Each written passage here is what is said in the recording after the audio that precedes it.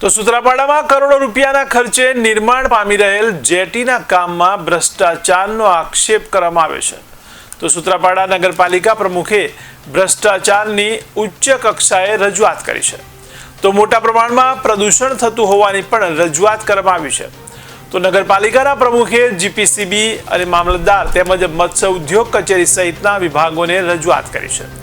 ત્યારે આ રજૂઆત કરવા છતાં યોગ્ય તપાસ ન થતી હોવાના પણ આક્ષેપો કરવામાં આવી રહ્યા છે।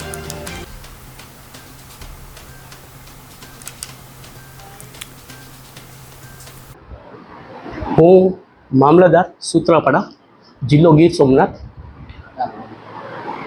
મારું નામ ઉમેશ એસ ગૌડા। સૂત્રાપાડા શહેરના પ્રમુખે જે રજૂઆત કરી છે એ રજૂઆત અન્વયે કુલ 4 મુદ્દા છે।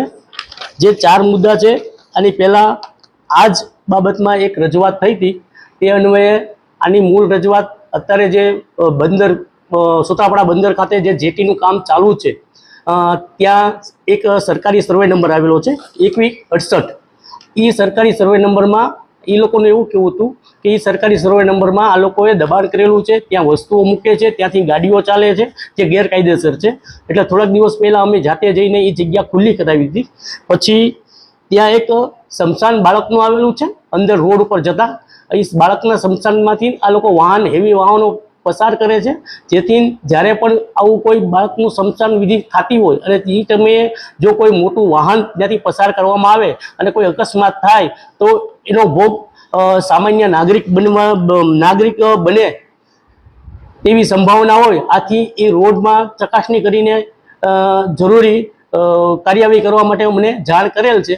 આથી હું આ અરજી અન્વયે અને પ્રમુખશ્રીની જે મુદ્દા છે એ તમામ મુદ્દા અન્વયે ફરીવાર તપાસણી કરી જે કંઈ હશે તે હું રિપોર્ટ સબમિટ કરીશ અને જે તે શાખાને આના નિકાલ કરવાનું થતું હોય છે તે શાખાને હું જાણ કરીશ અને મારા વતી મારા ઓલામાં જે કંઈ આવતું હશે એ હું એની કાર્યવાહી કરીશ।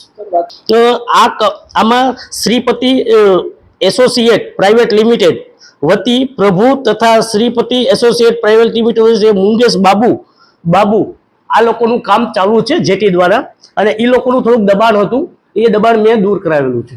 ગેરકાયદેસર દબાણમાં કેવી કાર્યવાહી થઈ શકે? સર, ગેરકાયદેસર જે દબાણ કર્યું હોય તો એની અમે નોટિસ આપીને તે દબાણ ખુલ્લું કરાવી શકીએ છીએ અને જેટલા સમય સુધી એને ગેરકાયદેસર સરકારી જમીનનો ઉપયોગ કર્યો હોય તેના સરકારના નોર્મ્સ મુજબ અમે દંડ કરી શકીએ છીએ। જે આપનો પરિચય? નગરપાલિકા પ્રમુખ શ્રી મનહરસિંહ બારડ। જેટી છે ને 350 કરોડની લમસમના નિર્માણ થવામાં આવી છે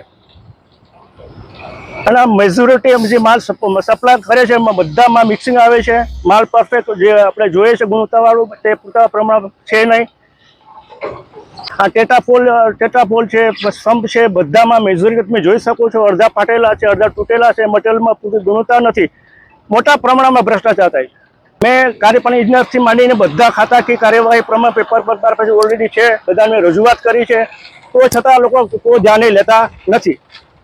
મેં ગુજરાત મેરીટાઈમ બોર્ડને કર્યું છે, કાર્યપાલક ઇજનેરને કર્યું છે, કલેક્ટર સાહેબને, મામલતદાર સાહેબને બધા ખાતાકીય કાર્યવાહી મેં પૂર્ણ કરી છે। મારે તમામ કાગળો મારી પાસે હાલમાં પડ્યા છે, હજી કોઈ તપાસ થઈ છે નહીં।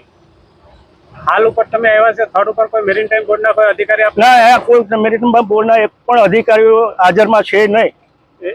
આ મોટા પ્રમાણમાં પ્રદૂષણ થાય છે, તમે જોઈ શકો છો આજુબાજુના મકાનો છે તેમાં મોટા પ્રમાણમાં રજકણોથી માંડીને મોટા પ્રમાણમાં પ્રદૂષણ થાય છે। જેટીની બાજુમાં સ્કૂલો આવેલી છે, નાના બાળકો ભણે છે, બાજુ પાછળના ભાગમાં ત્યાં રહેણાંક માટે મકાનો આવેલા છે, ત્યાં મોટા પ્રમાણમાં પ્રદૂષણ થાય છે, બાળકો બીમાર પડે છે। આ લોકો જરાય પણ જેટીના કોન્ટ્રાક્ટર જરા આમાં ધ્યાન આપતા નથી।